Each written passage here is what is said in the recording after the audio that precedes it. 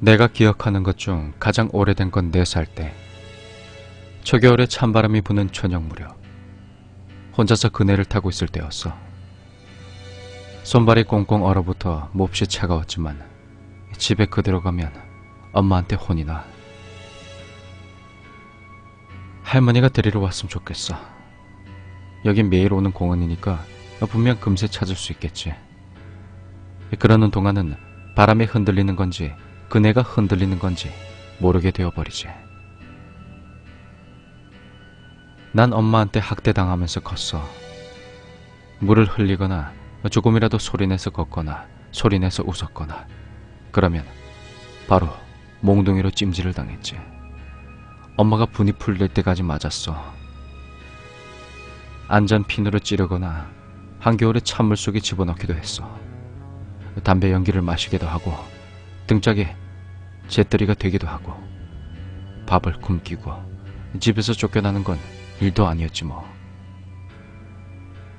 나를 향해 몽둥이를 들어올리는 엄마는 즐거운 듯해 보였어. 아빠는 봐도 모른 척.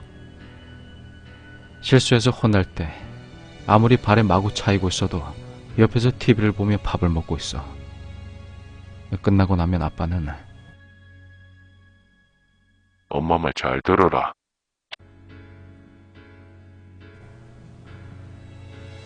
날 구해주는 건 할머니뿐이었어. 맞아서 생긴 상처를 치료해주고 한 이불에서 같이 자줬어. 날 감싸고 대신 발에 차인 적도 있지. 난 그걸 봤을 때 너무 무서워서 울어버렸어. 나 때문에 맞았다고 화를 내는 게 아닐까 그렇게 생각했거든. 이젠 내가 싫어지는 게 아닌가 싶어서 숨이 멎어버릴 정도로 무서웠어. 둘이서 방으로 돌아와서는 울면서 할머니 다리에 파스를 붙이고 난 맞아도 되니까 괜찮다며 필사적으로 빌었어. 할머니는 날 안고 울었어. 그렇게 그대로 잠이 들었지. 이건 아마도 6살 때쯤이었나? 한밤중에 눈이 떠졌는데 옆에서 자고 있어야 할 할머니가 없는 거야. 분명 화장실에 갔을 거라 생각하고 그대로 눈을 감았어. 근데 아무리 시간이 지나도 돌아오질 않아. 어쩜 엄마에게 무슨 일을 당한 게 아닌가 생각하고 조용히 일어나서 문 밖의 상태를 살폈지. 아무 소리도 들리지 않아. 소리가 안 나게끔 문을 열고 할머니를 찾아 나섰어. 새카맣게 어두운 집안을 어디에도 부딪히지 않도록 조심하며 걸었지. 걸리면 또 맞을 테니까. 화장실에도 주방에도 거실에도 없었어. 어쩌면 날 버리고 나가버린 게 아닐까 생각이 들어서 거실을 지나 현관에 신발이 있는지 보러 가기로 했어. 근데 마당으로 통하는 문이 열려 있는지 커튼이 바람에 움직이는 거야. 밖에 사람이 서 있는 것처럼 보여서 문틈으로 살짝 내다보았지. 할머니 있어. 이쪽을 향해 무표정으로 서 있어. 다행이다. 날 두고 떠난 게 아니구나. 그렇게 안심이 되자 너무 깊어서 커튼을 열려고 했지. 근데 갑자기 이런 생각이 들었어. 뭔가가 이상해. 평소에 할머니랑은 뭔가 달라. 저런 분위기의 할머니는 이때까지 본 적이 없어. 뭐가 이상한 건진 바로 알 수가 있었지. 할머니는 강아지의 머리를 들고 있었어. 어디선가 잡아온 거겠지. 연한 갈색이었는데 혀가 축 늘어져 있었어. 크기는 중간 정도.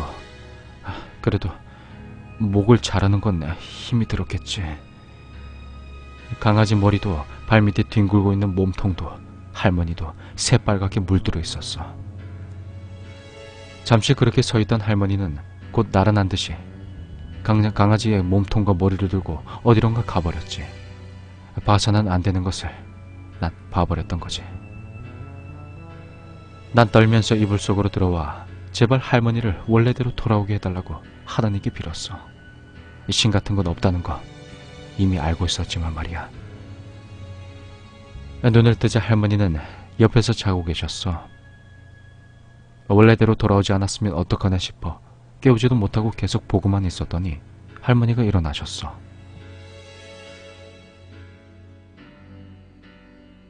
아이고, 잘 잤나? 배고프지? 이러시며 웃어주는 할머니는 평소의 할머니였어. 아, 다행이다.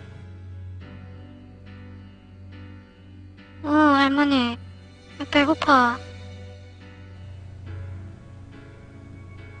할머니한테서 풍기는 옅은 비린내 따위는 신경 쓰지 않기로 했어. 언제부턴가 집안의 여우나 너구리, 개 같은 것들이 어슬렁어슬렁거리는 게 보이기 시작했어. 아빠도 엄마도 눈치채지 못하는 것 같아서 나한테만 보이는 거라 생각했지. 하루는 할머니한테 그 일을 말했더니 엄청 기쁘던 듯한 그런 얼굴을 지었어. 아이고, 그래. 그게 뭘 하고 있든. 이렇게 물어보시길래 난 있는 그대로 말했지. 아빠랑 엄마한테 착 달라붙어 있는데 그게 붙어 있으면 둘 다 엄청 상태가 나빠 보인다고. 밤중에 엄마가 비명을 지르는 일이 많아졌어. 낮에도 파래진 얼굴을 하고 있어. 아무래도 잠을 잘 자지 못하는 것 같아. 엄마의 몸 상태가 나빠진 뒤로 혼나는 건 확실히 줄어들긴 했는데 왠지 초조하고 안절부절 못해하는 것 같아. 라이터 불로 지지고 손바닥에 들어간 연필심은 몇 개나 되는지. 그때쯤부터 할머니는 현관부터는 들락거리지 말라고 했어. 이유는 묻지 않았지만 내가 제일 좋아하는 할머니가 시킨 일인걸. 할머니와 나는 뒷문 쪽에 구두를 놓고 그 문으로만 집에 들어오거나 나가거나 하게 되었지. 집안에는 비린내가 가득해졌어. 특히 아빠랑 엄마한테서 심하게 냄새가 났지. 둘 다 깔끔한 성격이었는데 점점 옷차림에 신경도 쓰지 않게 됐지. 긴 손톱에 때가 시커멓게 끼었어. 옷도 뭔가 더러웠고, 그리고 밥 먹을 때 젓가락을 쓰지 않아. 아빠가 혼잣말을 하기 시작했어. 뭐라고 하는지 듣고 싶어서 뒤에서 살짝 다가가 봤는데 도무지 알아들을 수가 없었어. 그리고 아빠에게서는 심한 냄새가 났어. 그게 짐승의 냄새인지 아빠 속에서 쌓인 배설물 냄새인지 구별도 안 못 가겠어. 엄마의 찢어지는 듯한 비명소리를 질러 공중에다 부엌칼을 휘둘러. 어라? 그러고 보니 최근엔 혼난 적이 없네. 더 이상 엄마한테 내가 안 보이는 거겠지? 7살 때 시청이랑 병원에서 사람이 와서 엄마 아빠랑을 데리고 갔어. 할머니는 잘 부탁한다고 고개를 숙였지만 모두가 돌아가고 나자 날 보며 빙그레 웃으셨어. 그리고 나도 웃었지. 세상에서 제일 좋아하는 할머니랑 둘뿐이라는 거, 이것만으로도 더 이상 세상은 무서울 게 없었어. 13살 때 할머니는 뇌경색으로 쓰러져 몸을 쓸 수 없게 되고 말았어. 집안에 있던 짐승들은 전부 할머니한테 붙어 있었어. 그걸 얘기하자 할머니는 한숨을 쉬며 분명 되돌려 받은 걸 거라고 중얼거리셨어. 그 뒤로 2년 동안 치매로 천천히 어린애가 돼가던 할머니는 결국 돌아가시고 말았어. 온몸에 원인을 알 수 없는 습진과 두드러기가 퍼져서 긁고 또 긁다가 그렇게 돌아가셨어. 부검을 해보니 사인은 두드러기로 인해 목이 부었던 질사래. 원인 불명의 습진과 두드러기는 동물 알레르기라고 하더라고. 동물은 기른 적도 없었지만 난 알겠다고 대답했어. 난 아직 그 집에 살고 있어. 변함없이 뒷문으로 출입하고 있지.